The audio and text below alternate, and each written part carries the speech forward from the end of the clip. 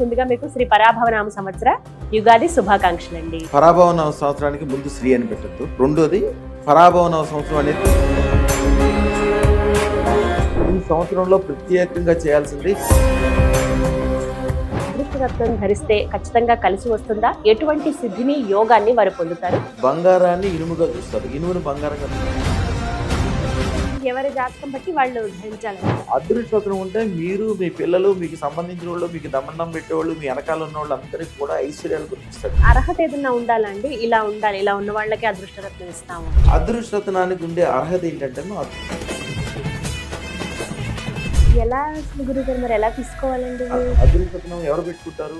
నేను మంచిగా ఉండాలి, నా కుటుంబం మంచిగా ఉండాలి, నా సమాజం మంచిగా ఉండాలి, నా చుట్టూతో అందరూ ఐశ్వర్యవంతులై ఉండాలి, అందరూ గొప్పగా ఉండాలనుకున్న వాళ్ళే అదృష్టం పెట్టుకుంటారు. నమస్కారం అండి, సుమన్ టీవీకి స్వాగతం. నేను గీతాంజలి. ప్రపంచవ్యాప్తంగా కోట్లాది మంది భక్తులను తమ అదృష్ట రత్నాలతో సర్వ అష్ట ఐశ్వర్యవంతులుగా చేసి వాళ్ళకి ఉండేటువంటి కాలసర్ప దోషాలు, అలాగే బ్లాక్ మ్యాజిక్ కావచ్చు, కొంతమంది చేతబడులను వింటాము, దిక్కు దోషం కావచ్చు, అలాగే కష్ట నష్టాలు, ఇలా ఏవైనా సరే వెంటనే నివారించి కేవలం 9 రోజుల్లోనే వారి జీవితాలను స్వర్ణమయంగా చేసి అనితర సాధ్యమైన అద్భుత అక్షయ సిద్ధి పొందినటువంటి వారి చేతితో ఇచ్చే అదృష్ట రత్నం కోటి శుభాలు, సంతోషాలు, ఐశ్వర్యాలు కలుగజేస్తుంది. ఇది భక్తుల విశ్వాసం. లక్షలాది మందిని జీరో నుంచి హీరోలుగా, గొప్ప ఐశ్వర్యవంతులుగా, పారిశ్రామికవేత్తలుగా, వ్యాపారవేత్తలుగా మార్చారు. అలనాటి ప్రధాని పివి నరసింహారావు గారి దగ్గర నుంచి ముఖ్యమంత్రి ఎన్టీ రామారావు గారు, కొణిజేటి రోషయ్య గారు, వారి దగ్గర నుండి ఈనాటి మల్లారెడ్డి గారి వరకు, అలాగే సినీ ప్రముఖులు చిరంజీవి గారు కావచ్చు, బాలకృష్ణ గారు కానీ, కేంద్రం అలాగే రాష్ట్రంలోని ప్రముఖులు వీరి అభిమానులే. వీరిచ్చేటువంటి అదృష్ట రత్నాన్ని ధరించి అద్భుతాలు జరుగుతాయని ప్రపంచవ్యాప్తంగా కోట్లాది మంది ఘంటాపథంగా చెబుతారు. వారి టెస్టిమోనియల్స్ మనం కోకొల్లలుగా చూడొచ్చండి. అటువంటి గురు మహారాజ్ రమణ యోగిలాల్జీ గురుగారు ప్రస్తుతం మనతో పాటు ఉన్నారండి. వారితో మాట్లాడి ఈ పరాభవనామ సంవత్సరంలో మనందరం కూడా అదృష్ట రత్నాన్ని ఖచ్చితంగా ధరించాలా, అసలు ఈ సంవత్సరం ఎలా ఉండబోతోంది, ఏ ఏ రాశుల వారికి ఎలా ఉంటుంది, వారు గనక అదృష్ట రత్నం ధరిస్తే ఖచ్చితంగా కలిసి వస్తుందా, ఎటువంటి సిద్ధిని యోగాన్ని వారు పొందుతారు, గురుగారి మాటల మీద తెలుసుకుందాం. నమస్కారం గురుగారు. గురుగారు, ఈ శత్రు పరాభవనామ సంవత్సరంలో కుంభరాశి వారికి ఎటువంటి జాతక ఫలితం ఉందండి?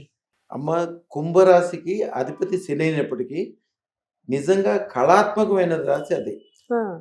64 కళల్లో ఏదో కళలో వాళ్ళు నిష్ణాతులై ఉంటారు. ఒకవేళ మీ తల్లిదండ్రులు నేర్పించకపోవడం వలన మీరు ఏదో పనిలో ఉండి నేర్చుకోకపోయినా కూడా మీరు 100% ఏదో ఒక కళలో మీకు ఇష్టం, సంగీతం కావచ్చు, డ్యాన్స్ కావచ్చు, ఈ 64 కళలో ఏదో కళలో మీరు చేస్తే కళల మూలాన డబ్బులు వస్తాయని కాదు, కళల మూలాన వీళ్ళు చేసే ప్రతి పని కూడా చాలా పర్ఫెక్షన్ ద్వారా అద్భుతమైన లాభాలు సంపాదించే అవకాశం వీళ్ళకే ఉంటది. కుంభం అంటే కుండ, కుండ అంటేనే కళలకి సంబంధం. సంగీతం కుండతో చేస్తారు, ఉందా మీకు? తెలుసండి. ఏదో ఒక కళతో వీళ్ళకి సంబంధం ఉంటుంది. అద్భుతమైన లాభాలు అత్యంత ఈజీగా పొందే అవకాశం వీళ్ళకుంటది. శని అధిపతి కాబట్టి కూడా కష్టాలు, నష్టాలు, ఇబ్బందులు కూడా వచ్చే అవకాశం ఉంటుంది. విపరీతమైన సంపదలు సంపాదించాలంటే కంపల్సరీ అదృష్టం పెట్టుకోవాల్సిన జాతకం వీళ్ళది. అదృష్టం అంటే వాళ్ళు ఏమనుకుంటారు, కుంభరాశి అధిపతి శని కాబట్టి నేను నీలం పెట్టుకుంటాను, అస్సలు పెట్టుకోకూడదు. అసలు వీళ్ళకి జాతకంలోనే శని రెడీగా ఉంటది. అది పెట్టుకుంటే వీళ్ళు చేసే ఎంత కళాత్మకమైన మనుషులకి కొద్దిగా డబ్బు మీద ఎక్కువ శ్రద్ధ ఉండదు. వీళ్ళు డబ్బు మీద శ్రద్ధ మారాలంటే ఏం చేయాలి? అదృష్టం పెట్టుకుంటే ఏ పని చేసినా కూడా. చిరంజీవి చూడండి, కళతో డ్యాన్స్ చేస్తాడు, డబ్బులు సంపాదిస్తాడు, భూములు చేస్తాడు, రియల్ ఎస్టేట్ చేస్తాడు, అందరితో దండం పెట్టించుకుంటాడు, రాజకీయాల్లో ఉంటాడు. అలాగా దాని ద్వారా పాజిటివ్ పొందాలనుకుంటే అదృష్టం దాన్ని కంపల్సరీ చేయాలి. ఏదో ఒక కళని, కళ ద్వారా సంతోషమే కాకుండా లాభం కూడా పొందే అవకాశం వీళ్ళకి ఉంటది. వీళ్ళకి రాశాధిపతి ఎవరైతే శని ఉన్నాడో శనికి వీళ్ళు పూజ చేయొద్దు. ఎందుకంటే శని తత్వం ఆల్రెడీ వీళ్ళకి ఉంటది. జనరల్ గా నవగ్రహాలు పూజ చేసినప్పుడు అందరితో పాటు ఆయన కూడా చేయొచ్చు. వీళ్ళు గురువుకి పూజ చేయాలి ఎక్కువ.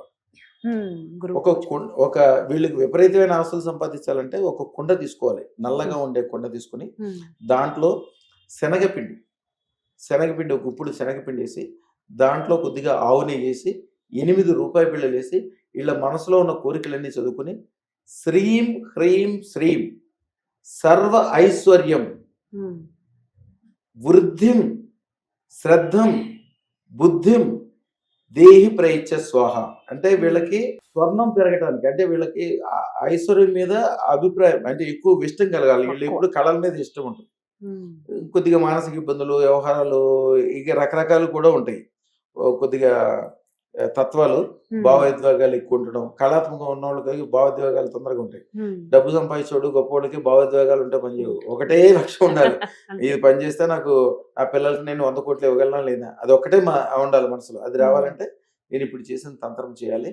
ఆ తంత్రం చేసిన తర్వాత, మంత్రం చేసుకున్న తర్వాత అద్భుతమైన లాభాలు కలుగుతాయి. ఇవన్నీ చేయాల్సిన అవసరం లేకుండా అదృష్టరత్నం కంపల్సరీ పెట్టుకోవాల్సిన జాతకం ఇది. అది ఏం అదృష్టం పెట్టుకోవాలంటే శుక్రశేత్రరత్నం పూజ, యజ్ఞము, బీజాక్షరాలతోటి చేసి 300 సంవత్సరాల గురు పరంపరతోటి వాళ్ళకి ఇవ్వటం వలన వాళ్ళు కుంభం అంటే కుండ కదా, నిజంగా స్వర్ణ కుండలాగా మారిపోతుంది వాళ్ళ జీవితం. ఎటు చూసినా డబ్బులే ఉంటాయి, ఎటు చూసినా ఐశ్వర్యమే ఉంటుంది. అన్ని రకాలుగా వాళ్ళ కుటుంబం చాలా అద్భుతంగా ఐశ్వర్యవంతంగా మారుతారు. శుభం. చక్కగా వివరించారు. ధన్యవాదాలండి. అమ్మా.